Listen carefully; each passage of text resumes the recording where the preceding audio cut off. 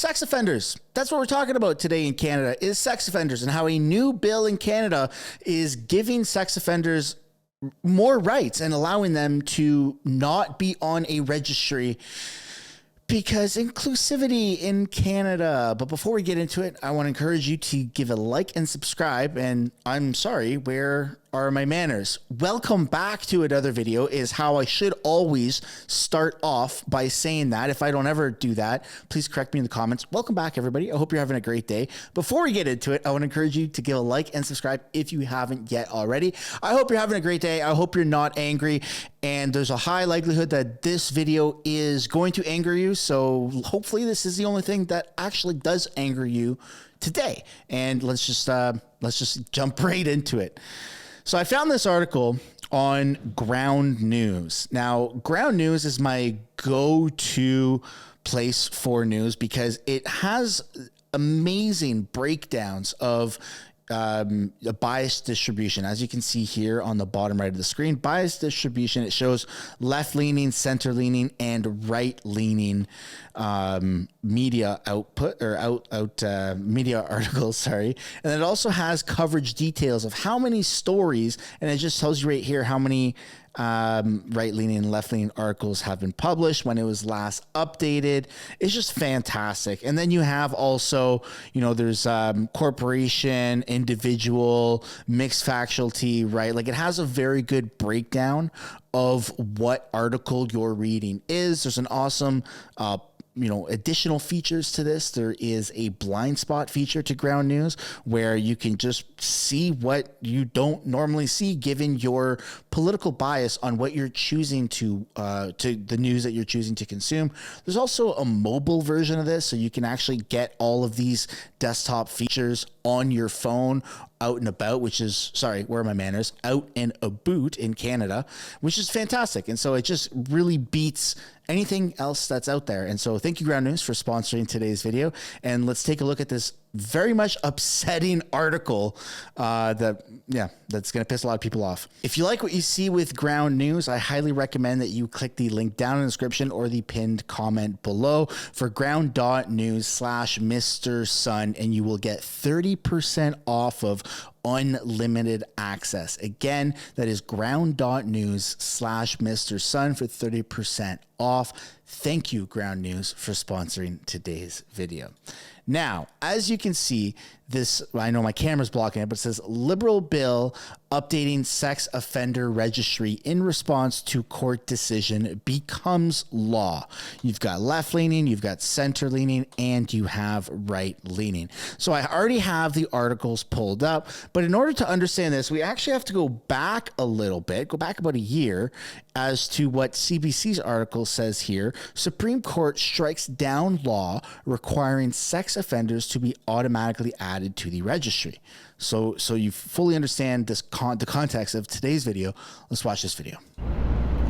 In 2015, Eugene Nudlovu pleaded guilty to 2 counts of sexual assault. Both happened at a party when he was 19. This was just a horrible mistake a young man made now over a decade ago that was out of character for him. An Alberta judge found Nudlovu unlikely to reoffend, but a 2011 law meant he had to be placed on the sex registry for life. Chris Badaluk helped Nudlovu challenge that law. It seems grossly disproportionate to the harm he did. The Supreme Court agrees, the whole court making the same ruling on the part requiring lifetime registration, and a majority finding unconstitutional the part of the law that automatically places a convicted person on the registry. The founder of Little Warriors, a group that works to prevent and treat victims of child sexual abuse, is angry at the decision. Like, you gotta be kidding. Why is it always the rights of the offenders, not the rights of these children? Others say mandatory registration is heavy-handed. It is not the best way to manage people who are responsible for sex crimes. Some question just how effective the registries are as a tool for police. Is there more that needs to be done? Is there other investments that need to be made? And I think this is leads to a bigger conversation than just the sexual assault registry. The Supreme Court says mandatory registration will be invalid in 1 year. the lifetime registration is immediately over, and those added to the registry for life since 2011 can apply to have their status changed. Julia Wong, CBC News, Edmonton.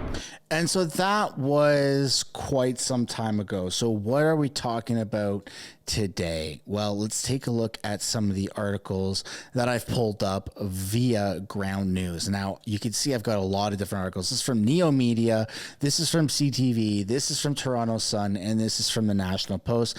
And I've had to read it quite a few times because it's just, I'm so blown away. I'm so blown away as to what is actually happening here in Canada. So the Liberal bill updating sex offender registry publication ban rules become law. Repeat sexual offenders and those considered serious child sexual offenders will be added automatically to the registry.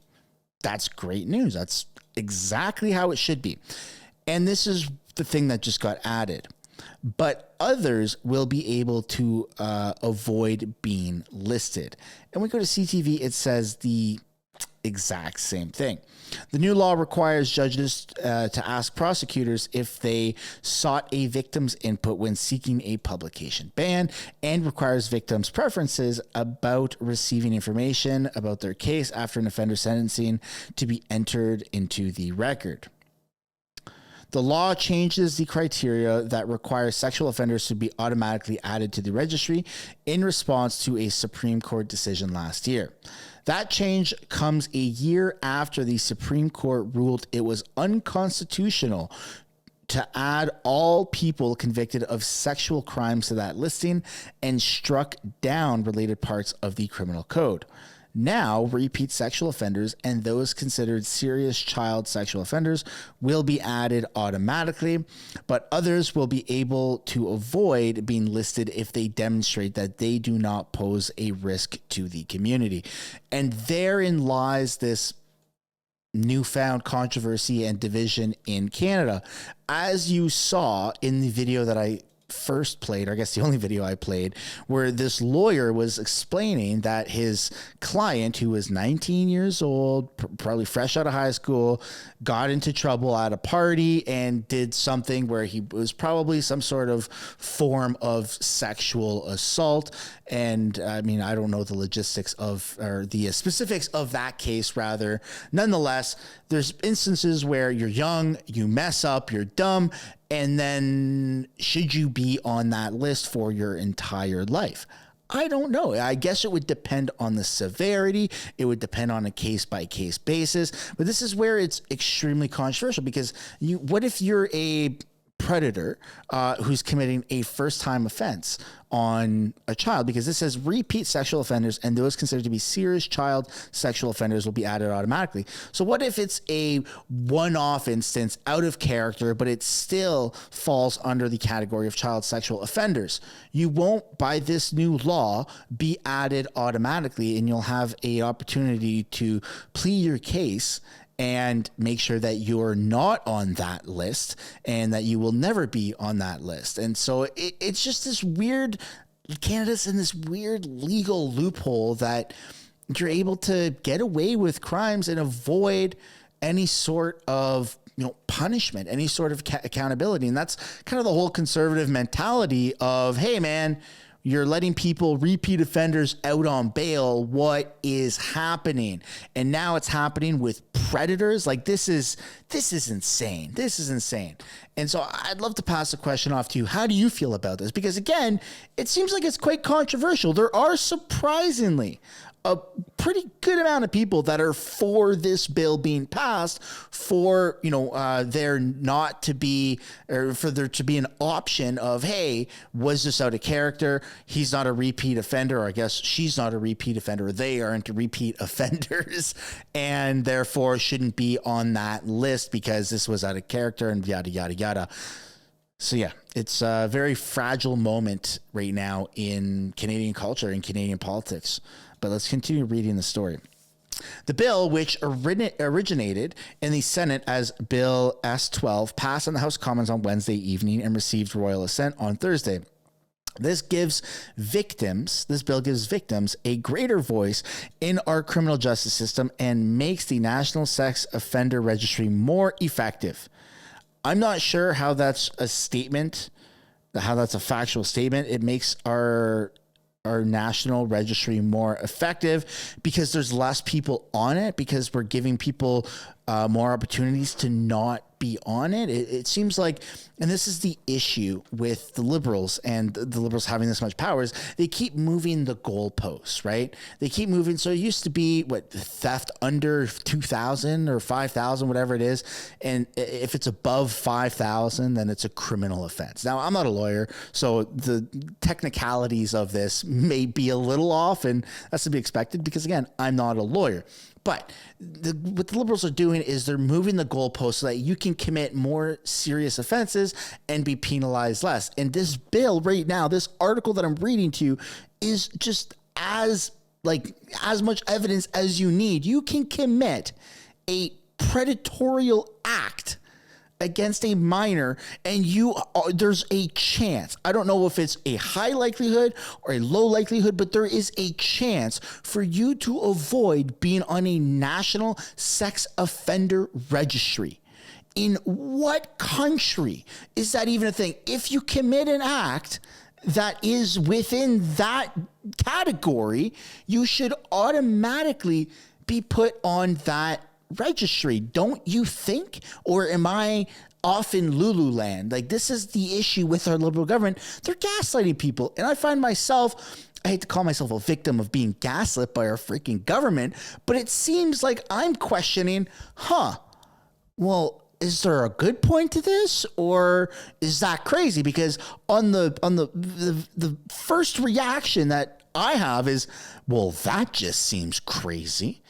And so I'd love to know what you guys think down below. I think that this is horrible. I think that this is giving criminals too much power. And I think that this is why there's such an increased amount of crime across our country, across Canada, is people know they can get away with it. Now you've just opened the gates to hell. And our children are now going to be targets because people know, you know what? They can commit these acts, and they could actually, if they strategically do it, could not be on a national sex offender registry, which is such a messed up thing. And only here in Canada can that happen. Let's see what the Toronto Sun has to say about this. It also adds new entries to the list of offenses that can result in someone being added to the registry, including the non-consensual sharing of intimate images and extortion. The law also changes the criteria that requires sexual offenders to be automatically added to the registry in response to a Supreme Court decision last year. The changes come from a year after the Supreme Court ruled it was unconstitutional to add all people evicted of sexual crimes to that listing and struck down related parts of the criminal code.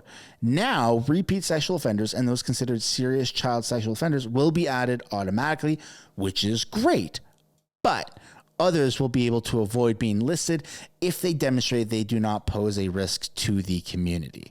And that is where you have criminal defense lawyers that can manipulate the law to work in favor of their crime. Why is anyone committing a crime that would potentially be on this line of morally or ethically, whatever it is? It seems messed up. And I don't know if I'm overreacting, but I'd love to know what you guys think down below in the comments.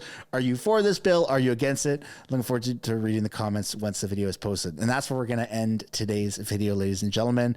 And I suppose everyone in between. I want to thank again Ground News for sponsoring this video, and I will see you all in the next one. Bye for now.